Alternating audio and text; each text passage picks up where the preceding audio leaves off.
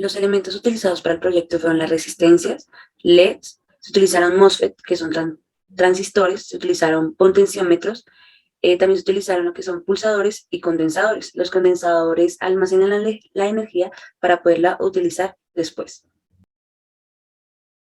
Análisis teórico del circuito. Como podemos ver, nuestro circuito está compuesto por los siguientes elementos.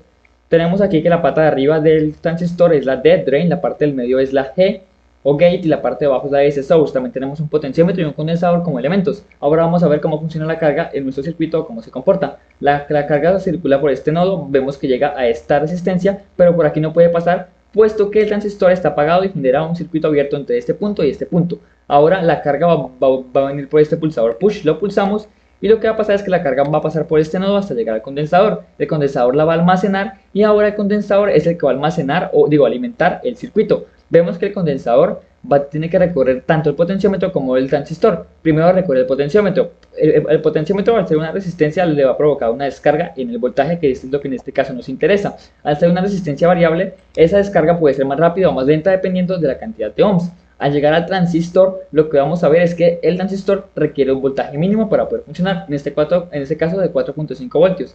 Mientras esté en esos 4.5 voltios, la corriente va a poder pasar por esta parte que antes estaba cerrada y va a poder encender el LED. Por lo tanto, este LED nos va a indicar que se está temporizando el tiempo cuando está encendido y que no cuando está apagado. Para poder hallar esa relación entre tiempo y voltaje tenemos la siguiente ecuación. Esta ecuación nos va a permitir realizar el siguiente experimento que tenemos aquí. Tenemos una capacitancia constante de 100 microfaradios y vamos a variar la resistencia. Esto nos debería hacer variar el tiempo que dura encendido LED, por lo tanto el tiempo de temporización. Tenemos 4 ejemplos. En el primer ejemplo, cuando tenemos 1.000.000 de ohms, nos va a temporizar 69.25 segundos antes de llegar a los 4.5 voltios.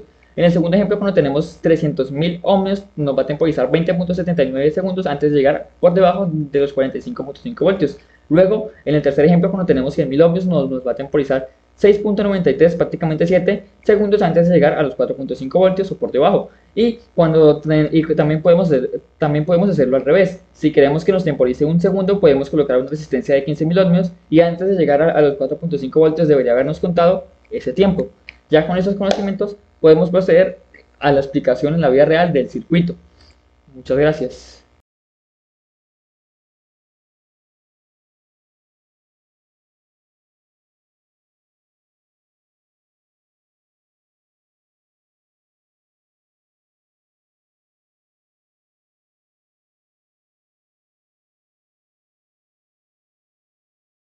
La primera vez probamos el circuito con una resistencia de 0 ohms, por lo tanto el voltaje en el condensador se descargará directamente sin encender el LED.